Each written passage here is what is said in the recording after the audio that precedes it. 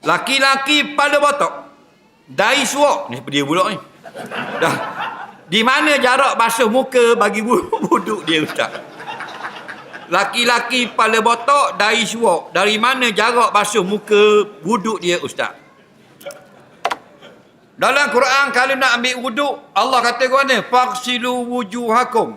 Maka hendaklah kamu basuh semua muka kamu. Kat mana muka? Muka ni mukhatabun. Hak kita duk hadap cakap. Mana? Kalau kita berhadap muka dengan muka, daripada hujung rambut sampai hujung dagu. Daripada anak telinga kecek sampai anak telinga belah kiri. Faham? Naik kot ni. Ni muka. Jangan turun ke ni. Ni muka.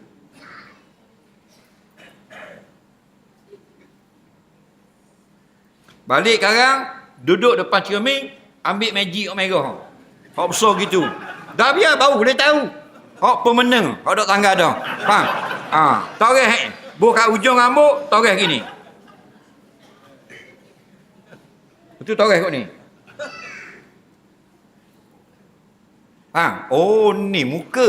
Tu muka. Jelas? Okey. Soalan dia kalau orang kepala otak, contoh, kita sini memang sini je wajib basuh muka. Atas ni kepala tak wajib basuh. Masih basuh muka tak? Sini cepat tumbuh rambut nampak ni. Okey? Dia orang hak suak, rambut dia lambat start. Start belakang ni start. Faham? Rambut dia start belakang, lewat sikit start. Faham tak? Atas ni boleh tahlil atas ni. Faham? Jadi, dia gini kuat ni. Pokoknya nak basuh muka sampai atas ni. Sebab apa dalam kitab-kitab fiqh? Bermula muka bahagian atas, tepat mula terbit rambut. Dan dia terbit belakang ni. Adakah orang rambut tepi ni saja? Ada tak? Dia tengok, tepi je. Dia beli sikat panjang, ada lagi. Sikat dia kecil tepi ni. Faham lagi? Jawabnya, walaupun rambutmu lambat belakang ni start, tidak dikira. Kira macam orang lain juga. Mu kena jekal dari orang lain, mu buh kat kepala mu. Dia main kepala sekejap, pinjam kepala sekejap. Okey, berapa kena ukur rambutku? Atas kening buh gitu. 4 jari. Daripada kening, 4 jari ni biasanya tepat tumbuh rambut. Situ.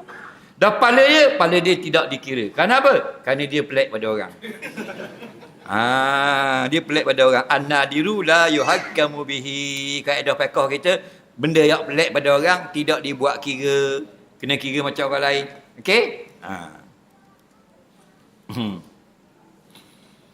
Orang yang suwak gitu, dia ngorak janda. Dah rambut belakang.